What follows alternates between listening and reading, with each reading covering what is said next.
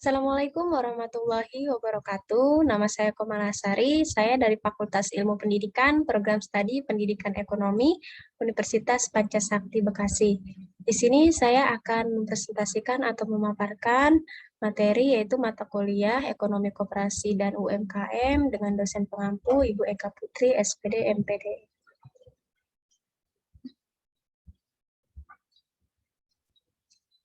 Materi yang saya akan paparkan atau yang saya akan sampaikan yaitu materi topik 13 tentang kendala dalam pengembangan koperasi dan UMKM. Di sini akan saya nanti sebutkan beberapa kendala dalam pengembangan koperasi dan UMKM.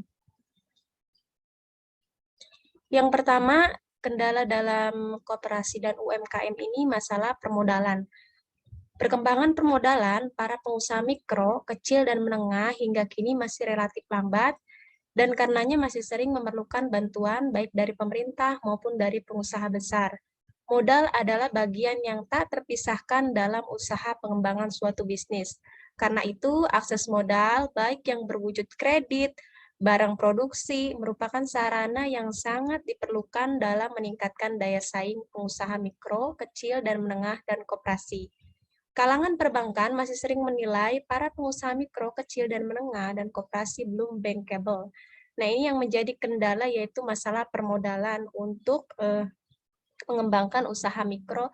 Masalah permodalan ini masih sangat sulit ya, masih sangat terbatas bantuan-bantuan dari pemerintah atau bantuan-bantuan dari yang memberikan kredit terhadap usaha kecil menengah ini ya, masalah permodalan. Kendala yang kedua yaitu pemasaran. Pemasaran sering dianggap sebagai salah satu kendala yang kritis bagi perkembangan UKM. Salah satu aspek yang terkait dengan masalah pemasaran adalah tekanan-tekanan persaingan, baik pasar domestik dari produk serupa buatan usaha besar dan impor maupun di pasar ekspor. Ini, pemasaran menjadi kendala. Sekarang ini banyak sekali persaingan-persaingan baik dari dalam maupun dari luar itu sendiri ya. Karena banyak produk-produk yang menggunakan pemasaran yang lebih baik dari cara periklanan, dari cara pengemasan. Ini merupakan menjadi persaingan bagi para UKM atau bagi para pengusaha mikro kecil dan menengah. Makanya di sini para wirausaha itu harus memerlukan ide-ide kreatif untuk memasarkan produknya agar bisa bersaing dengan produk-produk dari luar atau dalam negeri itu sendiri. Karena pemasaran ini memang sangat butuh imajinasi atau butuh terobosan-terobosan baru agar menarik perhatian bagi konsumen. Yang ketiga, kendala untuk UMKM yaitu bahan baku. Keterbatasan bahan baku dan input-input lainnya juga sering menjadi salah satu kendala serius bagi pertumbuhan output atau kelangsungan produksi bagi banyak usaha mikro dan kecil di Indonesia. Hal ini dikarenakan jumlah ketersediaan bahan baku yang terbatas serta harga bahan baku yang tinggi. Ini salah satu kendala yaitu tentang bahan baku. Karena bahan baku di kita sendiri banyak yang menggunakan produk-produk atau dari luar ataupun dari dalam ya. Kalau misalkan kita masih menggunakan bahan baku yang diimpor, otomatis itu bahan bakunya itu relatif lebih tinggi harganya ya. Makanya bahan baku ini menjadi kendala bagi pengembangan UMKM. Yang keempat, kendalanya yaitu teknologi. Penelusuran studi mengatakan bahwa komoditi yang dihasilkan pengusaha mikro, kecil, dan menengah dan koperasi masih mempergunakan teknologi relatif rendah. Sementara negara maju lainnya, pengembangannya berorientasi kepada teknologi maju.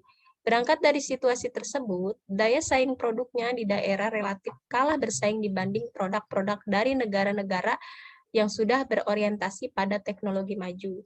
Kendala penggunaan teknologi terbesar adalah biayanya yang cukup besar, mahal ya.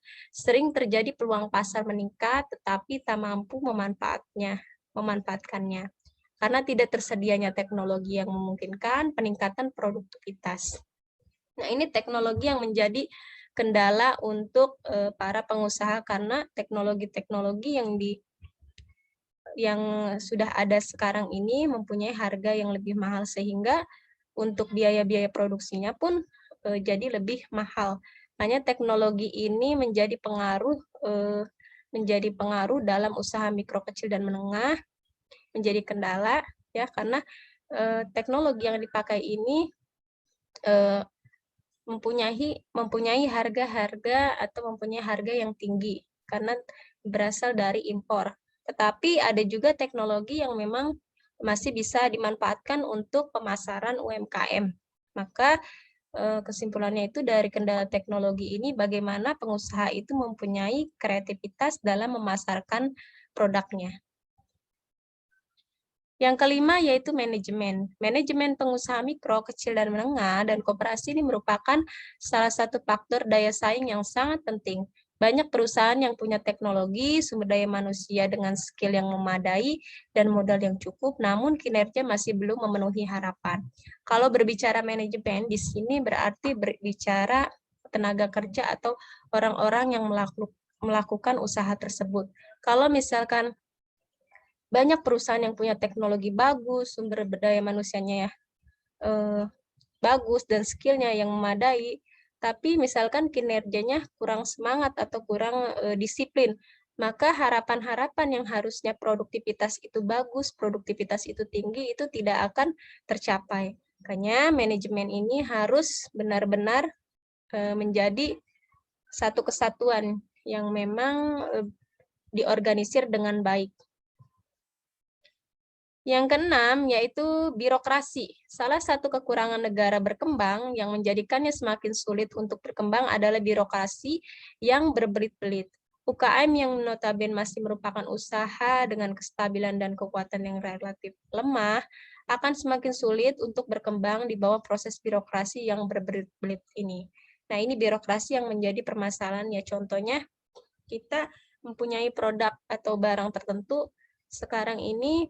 Misalnya contoh seperti produk-produk home industry itu, ketika kita mau membuatkan label atau membuat izin nama produk tuh, itu ada aturan-aturan tertentu yang mungkin prosesnya berbelit-belit, sehingga ini menjadi kendala bagi pengembangan UMKM di Indonesia itu sendiri. Yang ketujuh yaitu infrastruktur. Infrastruktur atau pengadaan sarana dan prasarana usaha yang relatif terbatas ketersediaannya bagi UMKM juga menjadi salah satu kendala penghambat kinerja UKM. Terkadang produk-produk UKM kuat di hulu namun lemah di hilir, artinya produk-produk UKM sebenarnya memiliki kualitas yang tidak kalah saing dibanding produk-produk buatan industri maju. Namun, produk-produk UKM seringkali lemah dalam infrastruktur promosi dan pemasaran. Inilah yang menjadi kendala untuk pengembangan UMKM dan koperasi ya. Yang kedelapan yaitu kemitraan. Kemitraan ini pada dasarnya menggabungkan aktivitas beberapa badan usaha bisnis. Oleh karena itu, sangat dibutuhkan suatu organisasi yang memadai dengan pendekatan konsep sistem. Diketahui bahwa organisasi pada dasarnya terdiri dari sejumlah unit atau subunit yang saling berinteraksi dan interdependensi. Performansi dan satu unit dapat menyebabkan kerugian pada unit-unit lainnya. Nah, ini masalah kemitraan atau kerjasama antara UMKM yang satu dengan UMKM yang lain, atau antara orang yang memiliki modal besar itu mempunyai kerjasama dengan UMKM yang kecil ya, atau kerjasama dari UMKM yang satu dengan UMKM yang lainnya. Tidak terlepas dari keterkaitan hal di atas, maka akan mengalami beberapa kendala, antara lain di sini ya, tadi udah disebutkan ada 8 poin tentang kendala-kendala bagaimana pengembangan UMKM dan koperasi. Di sini tidak terlepas dari keterkaitan hal yang tadi disebutkan, maka akan mengalami beberapa kendala, antara lain perbedaan yang masih besar antara usaha besar dan usaha kecil, kualitas produksi belum terjamin, kerjasama kurang berkembang, usaha besar bersifat integrasi vertikal, belum terjadi alih teknologi dan manajemen dari usaha besar dan usaha kecil, belum berkembangnya sistem dan pola kemitraan, dan belum berkembangnya unsur pendukung. Mungkin itu saja yang bisa saya sampaikan, kurang lebihnya saya mohon maaf. Wabillahi taufiq wal hidayah. Wassalamualaikum warahmatullahi wabarakatuh. Semoga bermanfaat.